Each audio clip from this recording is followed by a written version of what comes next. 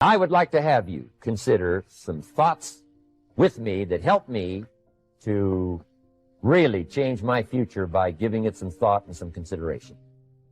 And here it is. In setting goals, it's very simple. Number one, decide what you want. You just take a little time. You sit down and say, what do I want? What kind of skills do I want? What kind of income do I want for the future? Where would I like to go? Places I'd like to visit? Habits I'd like to acquire? Skills I'd like to have? You just take a little time to think about what you want. Economics, friendships, people you'd like to meet, places you'd like to go. You just take some time. And then I suggest, when you've thought about what you want for the future, make a list. Just jot it all down. So really a very simple process. Keep all the old lists. I'm telling you, this served me so well, keeping my old list of goals. I look back now 10, 20 years ago at goals I set, lists I made, and I smile now because here's what I thought was so important, 20 years ago. Now some of those things aren't even on my list. I've got a new list. I've grown. I've changed. I've matured. When you get something that's on one of these lists, check it off. Part of the fun of having a list is checking it off. And then if you can add some drama to checking it off, see, that's what really helps. One of the most important habits you can develop is the habit of daily goal setting. Countless people I have taught this to over the years have told me that the power of this process is absolutely incredible. I know because I use it myself every day. Now, daily goal setting is quite simple. Get yourself a spiral notebook, like a school notebook, to write your goals in, and resolve to keep it nearby for the rest of your life. Each morning before you start out, open your spiral notebook and start a new page without referring to the old page. And always begin with the words, "My goals are the following." You then write down your top 10 to 15 goals in the present tense, as though you have already achieved them. For example, you would not say, "I earn," or "I will earn this amount of money." You say, "I earn this amount of money by this date. I drive this car. I weigh this amount," and so on. Your subconscious mind is only activated by commands that are stated in the present, positive, personal tense. Now, here's what's important about the lists and designing your future. If the future gets clear, the price gets easier. Because you got to remember, for every promise, there's a price to pay. Everybody's got to pay the price. Everybody's got to do the deal. Everybody's got to do the disciplines. Everybody has to pay. But here's what I've discovered. If the promise is clear and powerful, the price is easy to pay. The price is some classes. The price is a few books. The price is a few disciplines. The price is finding something that'll make your life better, make you grow, make you change, make you develop. So the first part of the key is to design the promise. Then, what is the price to pay? I'm telling you, the price will be easy. Anybody in my audience can pay, no matter where you are, where you come from. Color doesn't matter, religion doesn't matter, where you grew up doesn't matter, circumstances don't matter. I'm telling you, if you'll make the promise of the future clear for yourself, the things you want, the places you want to go, the things you want to have, the person you want to become, the skills you want, the homes you want, the future you want, the friends you want, all of the values of life that you could possibly want. If you'll make that clear, make those lists, and be serious about it, I promise you it's an easy price to pay. Anybody can pay it. And the best advice I can give you is, if I can do it, you can do it. The more specific you can be in terms of what you want and when you want to achieve it, expressed in the positive present tense, and beginning with the word "I," the more powerful the effect will be on your subconscious mind. Goals written and stated in this way activate the laws of expectation and the law of attraction. They cause you to develop new beliefs about what is possible for you. They also activate the laws of emotion and correspondence. They increase your energy and stimulate your creativity. Positive, personal, present tense goals written down, repeated each day, activate your subconscious and superconscious minds and step on the accelerator of your own potential. As a result, you start to move more rapidly toward the achievement of your goals, and they begin to move more rapidly toward you. let me cover one more point. One of the major reasons for setting goals is for what they make of you in achieving them. My teacher advised me when I first got started at age 25, he said, Jim, why don't you set a goal to become a millionaire? He said, it's got a nice ring to it.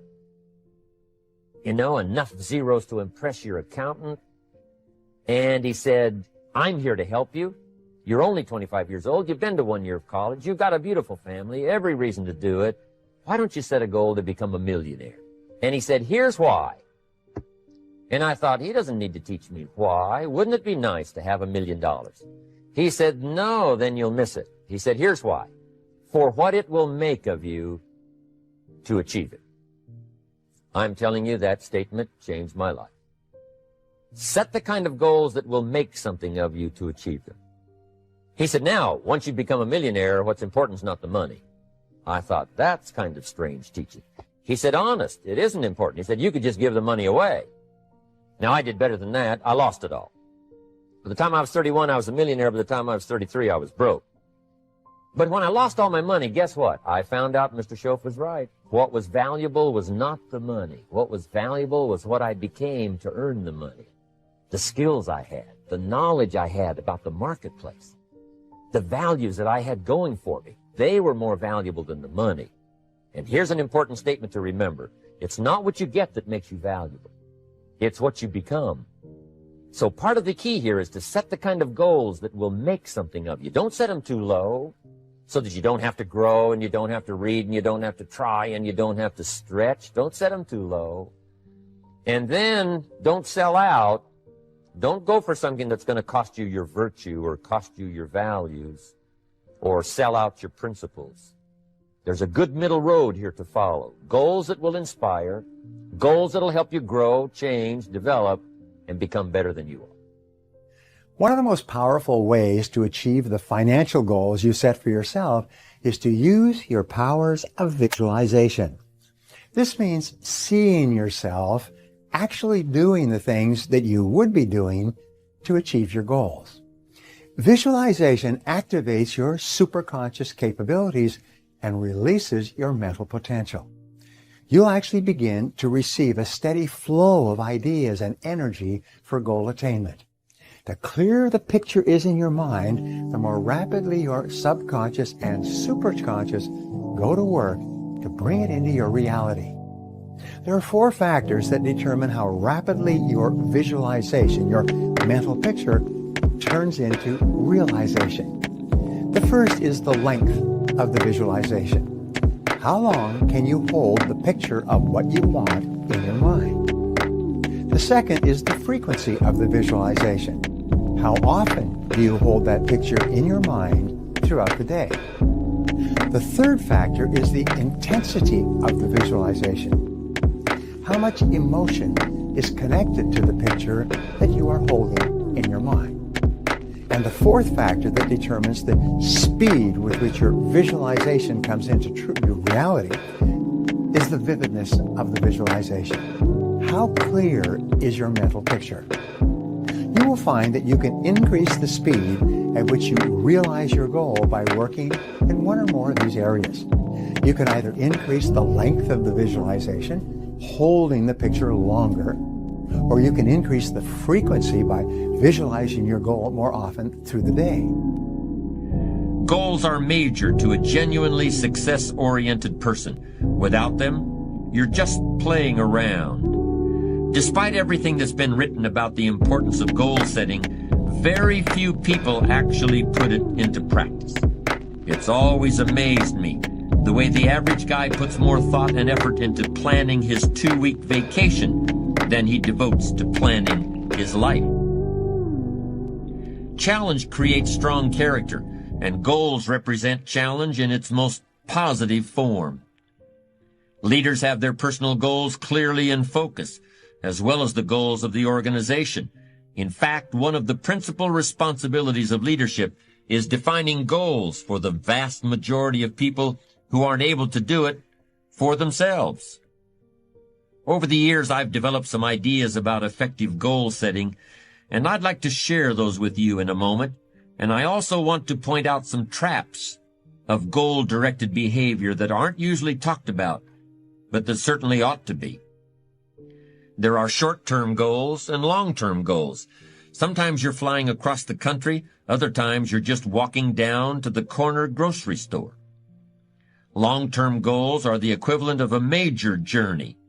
When you reach the point where you've achieved your long-term goals, your life will be fundamentally changed, and the process of getting to that point will transform you into a stronger, wiser, higher-performing person than you are now. How can you identify your long-term goals? On a sheet of paper or in a notebook, write these.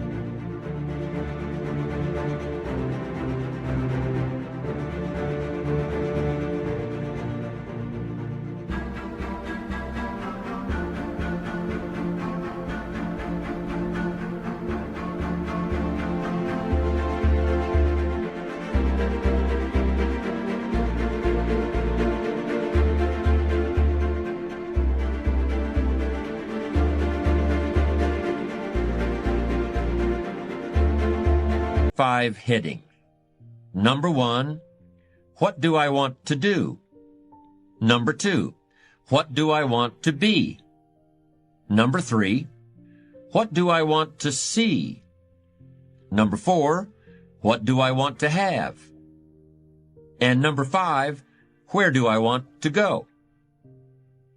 Now, under each of these categories, write down several possible long-term goals. Be very relaxed about this. Just allow your mind to flow and come up with 3 to 6 ideas for each category. Don't worry about a lot of details at this point, and don't spend too much time describing a particular goal. You can increase the intensity of the mental picture by generating more emotion to go with it, or you can increase the clarity of the vividness of the picture. The best way is to practice all 4. Play and replay the picture of your goals on the screen of your mind. The more you visualize and see, the more intensely you will desire your goal. The more you want it, the less you will fear failure and rejection and the possible losses that may go along with the pursuit of your goal. Creative visualization deepens your belief that your goals are attainable. It increases your self-confidence. It strengthens your courage and builds your faith in yourself. The more often you replay the picture of your desired future in your mind, the more unstoppable you become. In category number 1, for example, what do I want to do? Suppose you want to write a book about the history of your family, going back to the arrival of your great-grandparents in the United States. Just quickly jot down family history. You may have kept a great many desires and aspirations hidden in the back of your mind, but the opportunity to write them down will move them to the forefront of your consciousness. That's one of the benefits of this technique. When you're satisfied with your list of long-term goals, read through the list once again. Then, beside each item, write the number of years that you believe it will take you to achieve that particular goal. It's best to round off the numbers into 1-year, 3-year, 5-year, 10-year categories. For example, you may estimate that it will take you 10 years to research and write the book on your family history. Create a time frame like this for every one of your long-term goals. Immediate goals, those that will take less than a year to achieve, are important too, of course, and we'll deal with those separately in a moment. When you're finished entering your time frames, there should be a fairly balanced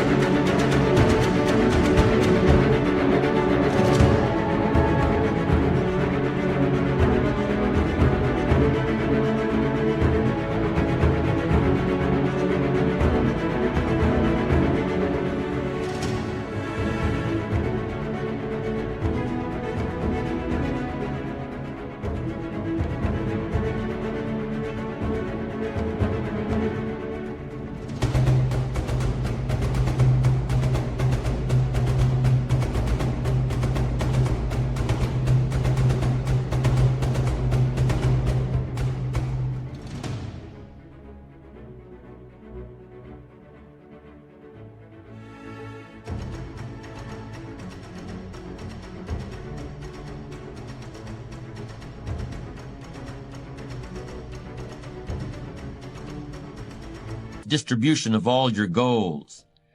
If there are many 1- and 3-year objectives, but only a few in the 10-year category, maybe you need to think more about what you really want your life to add up to. What kind of life you really want to build over the long run. But if there's a preponderance of 10-year goals and relatively few of the shorter-term variety, this may be an indication that you're putting things off, that you're focused too much on where you'll be at the end of the day and not enough on what you can accomplish right now. Keep working on your list, adding and subtracting goals with various time frames until you've created a more or less even distribution. Now comes the really challenging and interesting part. So far, you've just been adding things to the list, but now it's time to start making some selection. Now you're going to start asking yourself what's really important compared to what might just be sort of fun. With regard to immediate goals, those that require anywhere from a day to a year to achieve, I recommend creating lots of objectives that can be accomplished in a month or less. Write them down. Read what you've written at frequent intervals. Keep track of your progress. And do something often that brings you closer to realizing these very short-term objectives. That way, you'll always have something to celebrate.